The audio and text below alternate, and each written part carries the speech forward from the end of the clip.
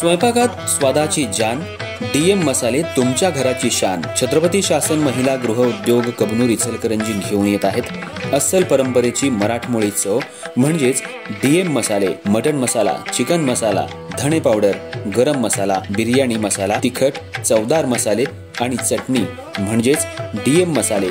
तर आजच आपल्या जेवणाची रंगत वाढवण्यासाठी केमिकल विरहित डीएम मसाले, गृहिणींच्या मनातले मसाले आणि चटणी अवश्य वापरा. डीएम मसाले महिला बचत गटाद्वारे करणारे स्वच्छ माफक दरामध्ये म्हणजेच डीएम मसाले. संपर्क दिव्याताई मगदूम, मोबाईल 91 30 80 22 55.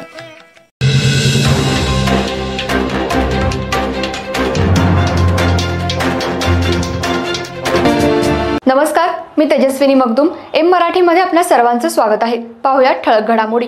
इचलकरंजी शहरातल्या जवाहरनगर परिसरात असलेल्या मराठा चौकात विकास घाटोळे याच्यावर सचिन दाते यानं प्राणघातक हल्ला केला. व्याजानं घेतलेले पैसे देत नाही या रागातून सचिन दाते यानं विकास याच्यावर धारधार चाकूनं वार केला. यात विकास घाटोळे हा गंभीर जखमी झालाय, तर सचिन दाते हा स्वतःहून पोलीस ठाण्यात हजर झाला. या घटनेची नोंद शिवाजीनगर पोलीस ठाण्यात झाली आहे. इचलकरंजी शहरातल्या विकासनगर परिसरात राहणारा विकास घाटोळे आणि सचिन दाते या दोघांची काही वर्षांपासून ओळख होती. सचिन दाते यानं विकास घाटोळे याला त्याच्या मित्राकडून 5 वर्षांपूर्वी व्याजानं पैसे काढून दिले होते. वारंवार विकासकडे सचिन हा पैसे मागत होता आणि दोघांमध्ये काही वेळा वादही झाला होता. वारंवार पैसे मागून सुद्धा विकास हा सचिनला पैसे देत नव्हता. सचिनकडे त्याच्या मित्रानं व्याज आणि मुद्दल मागितली होती.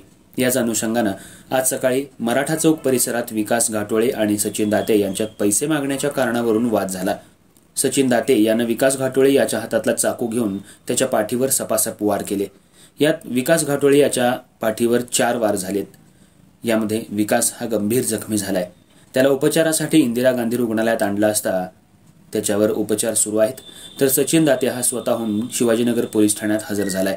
अधिक तपास शिवाजीनगर पोलीस करतायत. तर विकास घाटोळे याचा भाऊ आणि मित्रपरिवार यांनी इंदिरा गांधी रुग्णालयाबाहेर मोठी गर्दी केली होती.